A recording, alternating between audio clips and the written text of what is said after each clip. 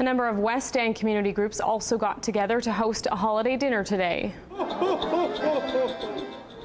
And Santa Claus himself made time to stop by this Christmas Eve feast. It's the third annual, put on by a number of groups, including the Sons of Italy and the West End Biz. There were 4 sittings today, with the first at noon, and about 300 people came by for traditional Canadian cuisine, many of them new to the country. You can imagine if you're coming to Canada for the first time, you're very overwhelmed with the changes, and it's a bit of a culture shock. So this is a way that we can make people feel welcome and let them know that we're glad that they're here. Part of our Italian culture in terms of with the Sons of Italy is just basically it's a feast right around this time of year, and it's just like it's like an open table. Whoever comes by sits down, and we just want to share food with them. And primarily we want to pass on a little bit on that little bit of that tradition or culture with some that are less fortunate. It looks like the meal was a hit, but the highlight for many young and old was a chance to meet Old St. Nick. Back here at home, charities, community groups, and countless volunteers across the city opened their hearts and kitchens today to make sure all Winnipeggers enjoyed a happy and warm Christmas Eve.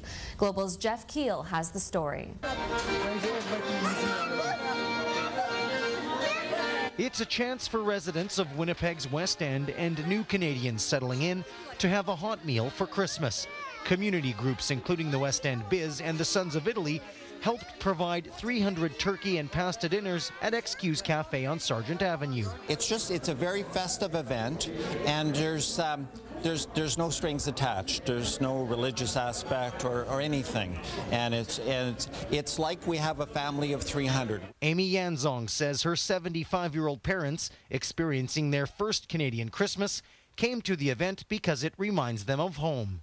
They like to see lots of people. That means people really enjoy Christmas, so people coming out to celebrate it. So see people, and they feel like part of China. My mom always says that it's not that cold. It's cold, but it's not that cold, because I think they wear more than we do.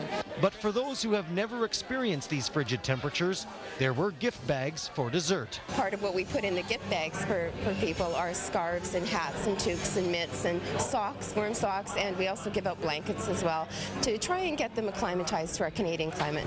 And whether you're new to Canada or from here in the community, no Christmas dinner would be complete without a visit from the big man himself.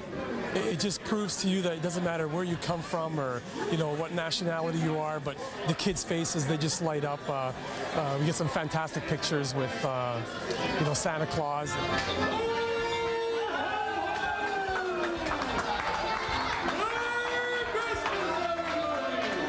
Jeff Keel, Global News. And another community meal today, this one put on by the Sons of Italy in the city's West End. Joanne Levasseur was there.